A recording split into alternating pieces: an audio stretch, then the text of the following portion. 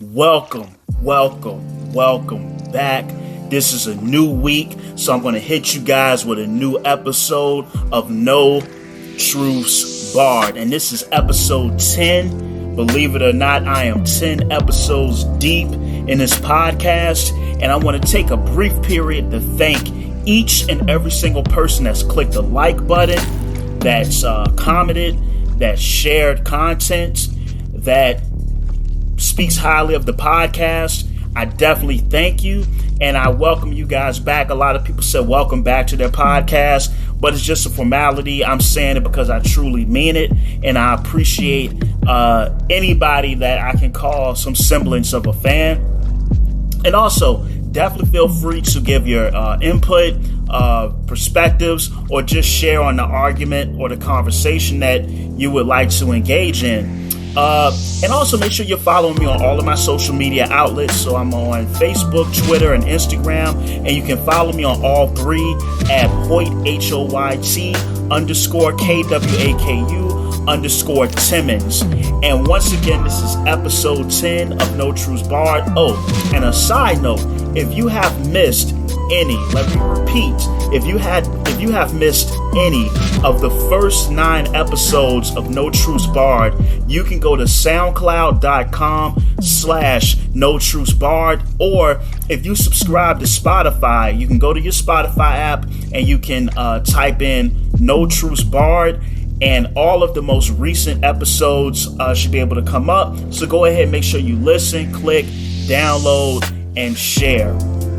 So, I love every week I get to share my perspective with you guys. I get to talk about things that maybe aren't involved in normal conversation. Or maybe sometimes they are, but we need to have an augmented perspective on how we discuss such issues. So I'm thinking, I don't want to ever be so stoic and so objective that there's no transparency between myself and you, the listener. And for this week's episode 10, I want to touch on something that I feel is very much relevant to all of us, and just something that is very much relevant to youth, adults, senior citizens.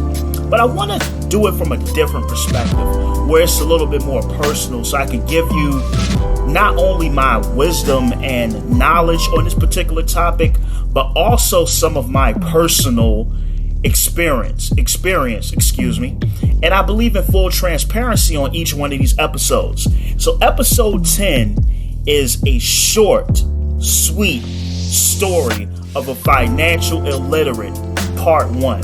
Let me repeat that. Episode 10 is a short, sweet story of a financial illiterate, part 1, because there will be a part 2 to this.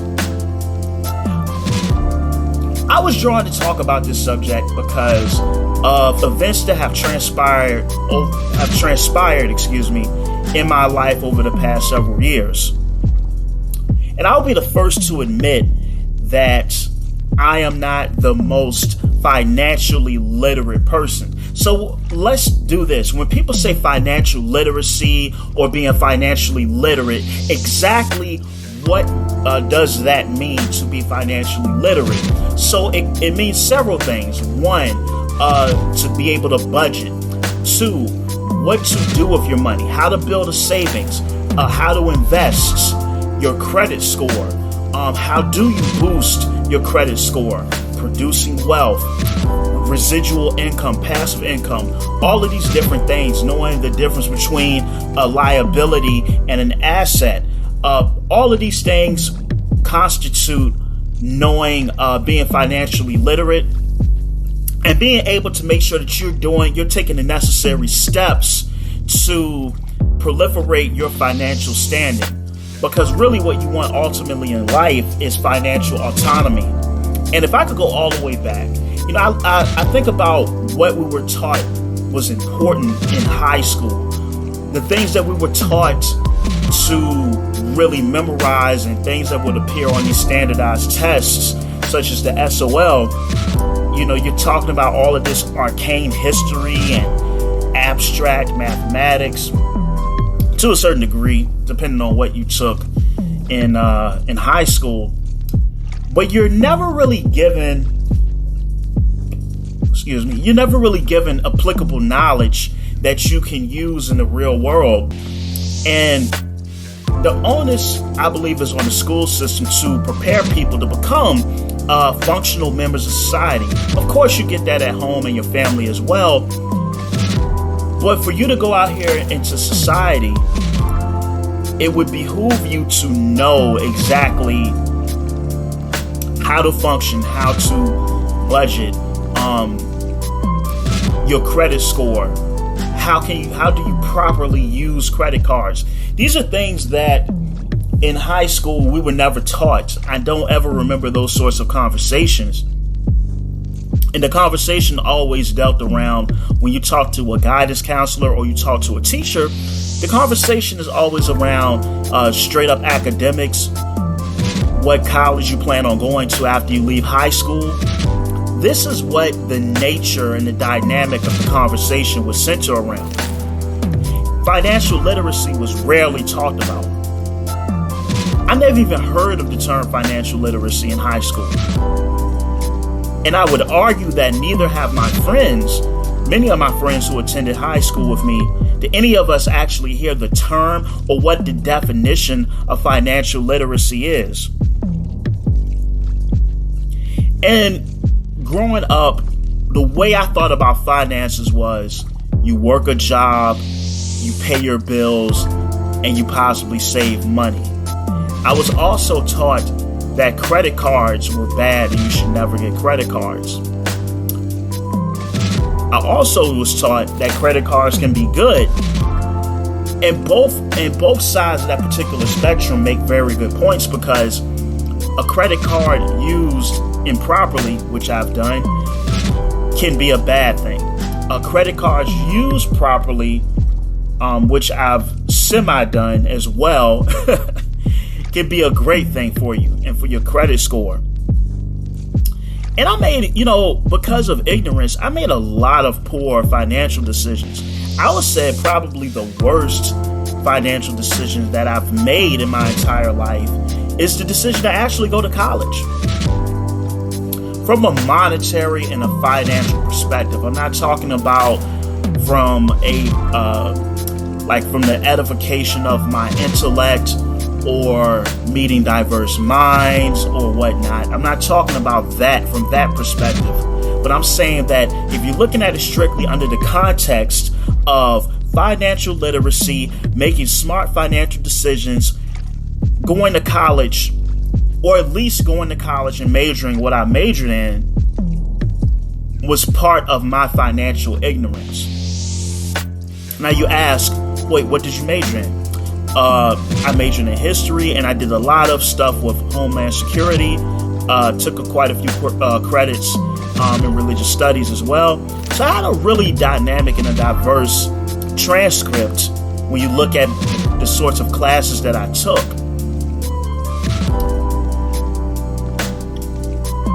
But I still say that financially it wasn't the best idea, because this is what you want. If I was to go to a bank and I wanted a business loan, I would have to have a business plan. Not only would I have to have a business plan, I would also have to already possess a decent credit score. And maybe in addition to my credit score, in order to receive the loan from the bank, I would need some sort of collateral as well. With a student loan, it's not any of that. You just get the student loan. Now, in theory, if I'm getting a loan for, let's say, school, or let's say a business, you want to look at your ROI.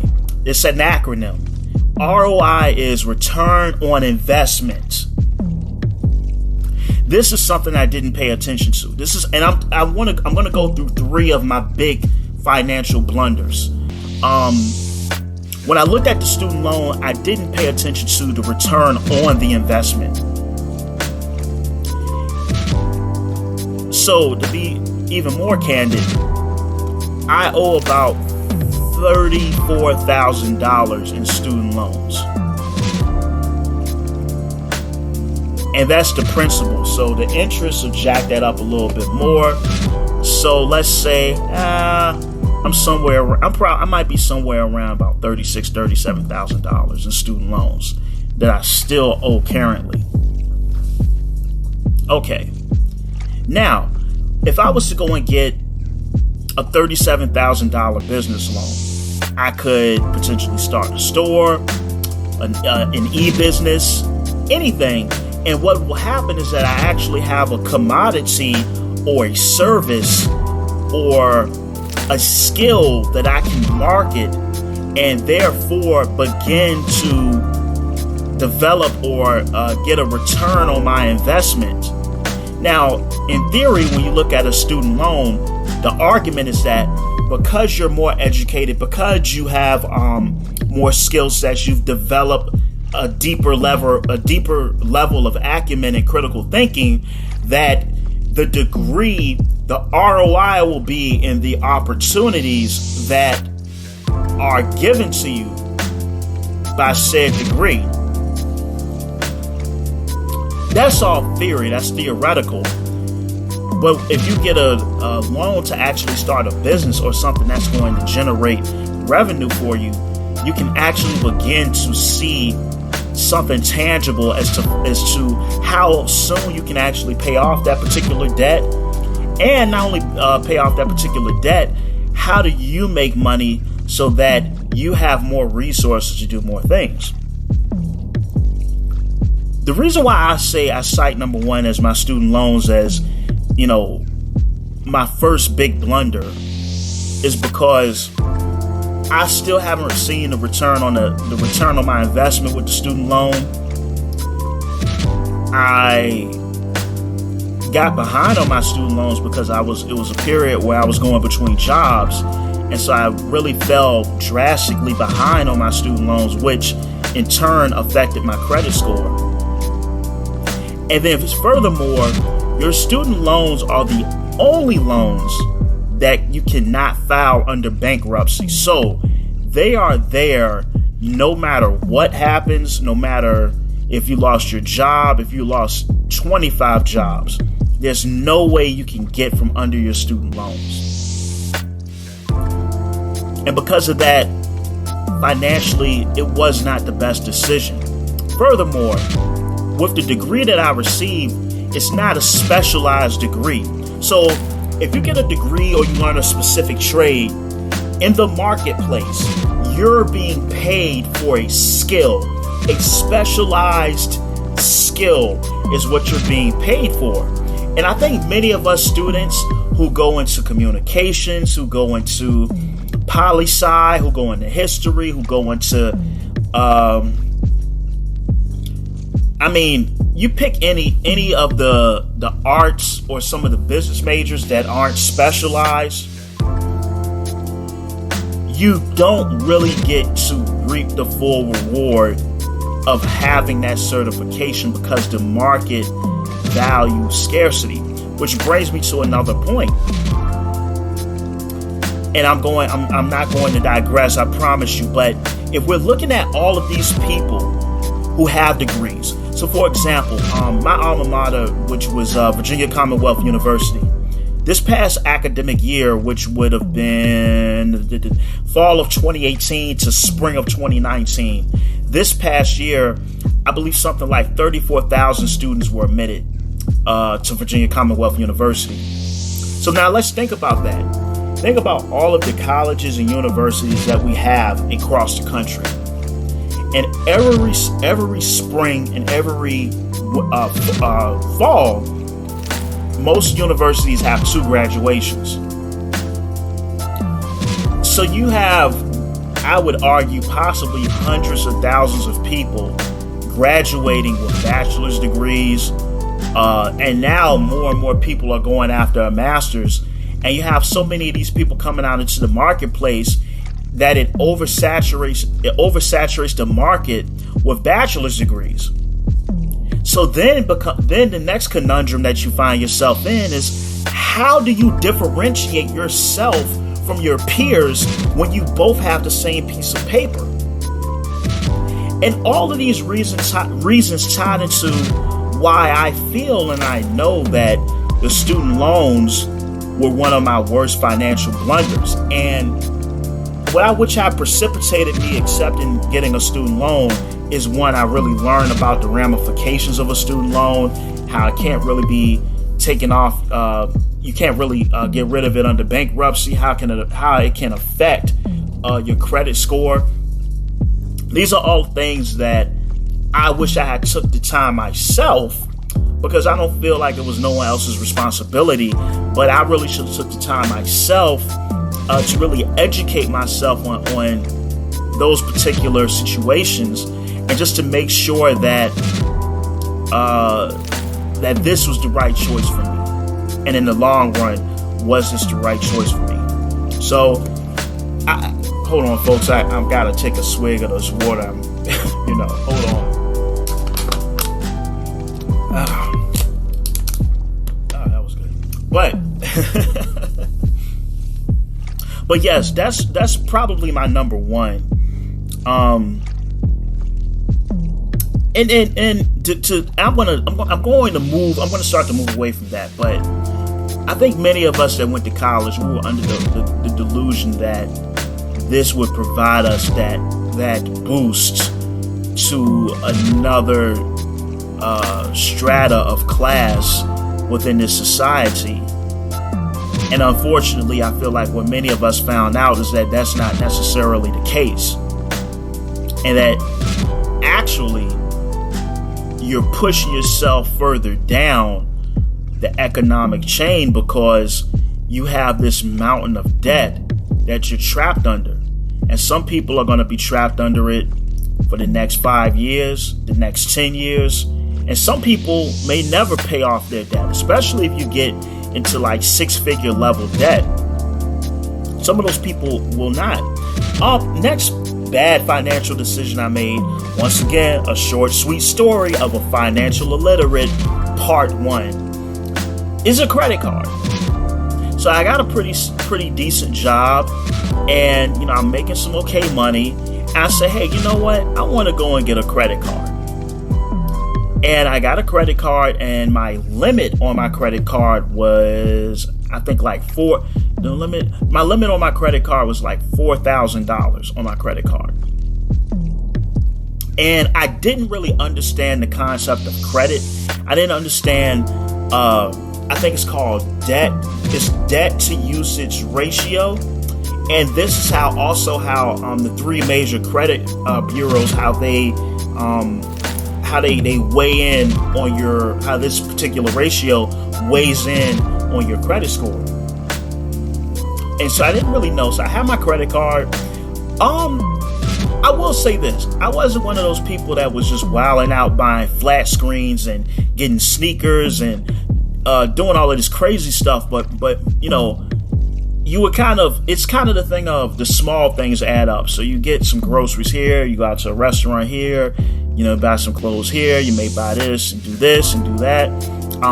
Sometimes you might, because of a situation, you might have to use your credit card as a cash advance to pay a bill. And you have a lot of people that they maxed out their credit card because sometimes that credit card was the only way that they were able to pay a bill, or maybe the only way they were able to get food for that particular day. I'll be honest, I've been there.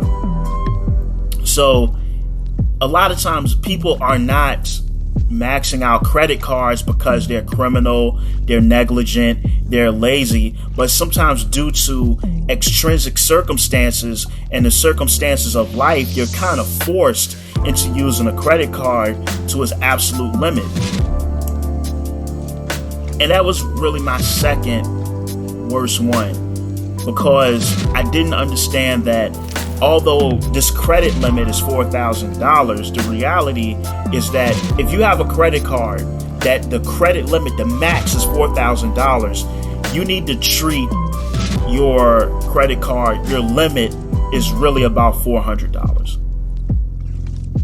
I didn't understand this. This was something that I just didn't understand as far as, my credit score, my credit score, and just how you're supposed to properly use a credit card. Because if you use a credit card correctly, it can be your friend. It could be something that will enhance your credit score and open up more doors for you. So that way, when it comes time to get a vehicle, your APR, your annual percentage rate, the interest that you pay on your vehicle will be far lower than, say, someone who has a worse credit score. But, these are things that I was ignorant of. And once again, I was ignorant of them because of my own accord, and I never really sat and took the time to research and see exactly what it is I need to do to properly handle a credit card. What is an APR? How do interest rates affect things? How does maxing out your credit card affect procuring loans or credit cards or other things on a different level? Because now you even have jobs that will look up your credit history. You have not just even jobs, but you have apartments. If you want to find a place to live, you have to have a certain credit score in certain regards. So it's really important. And I just think financial literacy as a whole, it's not really emphasized from elders, adults, down to children and teenagers. We kind of are going through life blinded and not really aware of the dynamics and the nuances involved in your credit score, involved in what type of loans you take out, involved in student loans, because I always argue that we live in a debt society. And so many of us don't have the money to go out here and buy a $40,000 car or to buy this particular item outright. So we do credit, we finance things.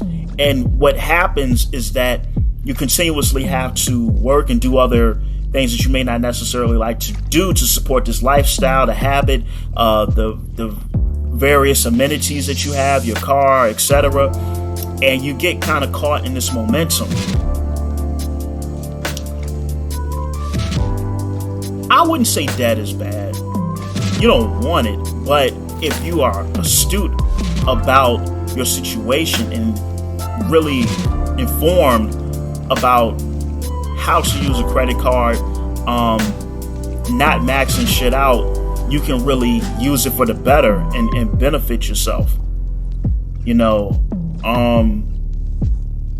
But I would say this, in addition to the credit card, what you also will want to do, just my advice and just something I've been doing over the past 2 years, is that once a year, you're allowed to, for free, you're allowed to get your free credit score. I believe you can go to freecreditreport.com. You're able to get your credit score, and you can look at your credit score from from Equifax, TransUnion,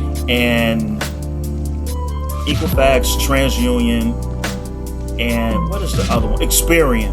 You can look at your credit score, and also if there are certain delinquencies on your credit score or certain charges that you don't recognize, you can actually contest those, and you can write a letter to get those to the particular company that put that on your credit history. You can kind of contest that and get it removed. Definitely lowering your credit card usage can help your credit score. It's just a lot of things that you can do. But once again, if you're not really informed, you really don't know about these things. And as a young man that was getting a $4,000 credit card and student loans, I just wasn't educated. My third and final blunder financially, and I'm going to preface this particular blunder by saying, if you are starving on the street and you have to sneak into a trash can to get a loaf of bread, you're better off. If you have to sell your German Shepherd to feed yourself and keep your lights on, you're better off. If you have to sell stale underwear to feed yourself and to keep your car, you're better off. What are you better off then? You're better off doing those things than getting a pay payday loan. Listen, payday loans are extremely predatory. They have insanely high interest rates. And the way they're designed is that it's like you can almost never pay them off. And I'll say this, the biggest thing I can say about it was that it's just not worth it. You get into a situation or a bind where you can't really pay them off. The interest it's not fluctuating, it's not going anywhere, and it doesn't help, and it's a huge liability. Because if you go to your credit union or your bank and you get yourself a loan, you continue to make the payments, and eventually the loan is paid off. But not with a payday loan. And you have people, there's been lawsuits brought up against some of these payday loan companies. There are people out here that have been paying on payday loans for years with like no end in sight. And it's extremely predatory, and it's extremely, it should be illegal to charge people that sort of interest. I think I read somewhere that payday loans charge like a 60% interest rate, like something crazy like that. I could be wrong. Please correct me if you're listening to this podcast and you happen to be in the payday loan industry. Feel free to chime in. But yeah, it was just, I was in a situation where I really needed money, and it seemed like the only place I can go to. And it was very benign at first, and I didn't realize how things would cascade as far as the interest, the revolving debt, the revolving loans. And they charge such a huge interest that they just take gigantic chunks out of your paycheck every week on a weekly basis. So with that said, borrow from friends, starve a little bit, eat a bag of chips. As long as you have a roof over your head, you'll be okay. Don't ever, under any circumstances, mess with a payday loan. If you're going to get a credit card, make sure you're extremely responsible with your credit card. Know that if you have a $4,000 credit card, or let's say you have a $500 credit card, $500 credit card, your limit is $75. You really only have $75 because you want to buy things that you can immediately pay off, and that's going to shoot your credit score up. And then if you want to go to college, try by all means to get all of the free money that you can. Look for any and every single grant. Look for any and every single scholarship that you can possibly get if you're going to go to college. And also, if you're going to go to college, let's say you did what I did. You say, you know what, I really love political science. Or you say, you know what, I really love history. So then you do this. You say, okay, I'm going to major in political science, or I'm going to major in history, but my minor is going to be in IT, or my minor is going to be in accounting, or my minor is going to be in some type of field where you get a hard skill. So that when you come out of the university, you can actually go out and make money and actually begin to see like a real ROI on your investment.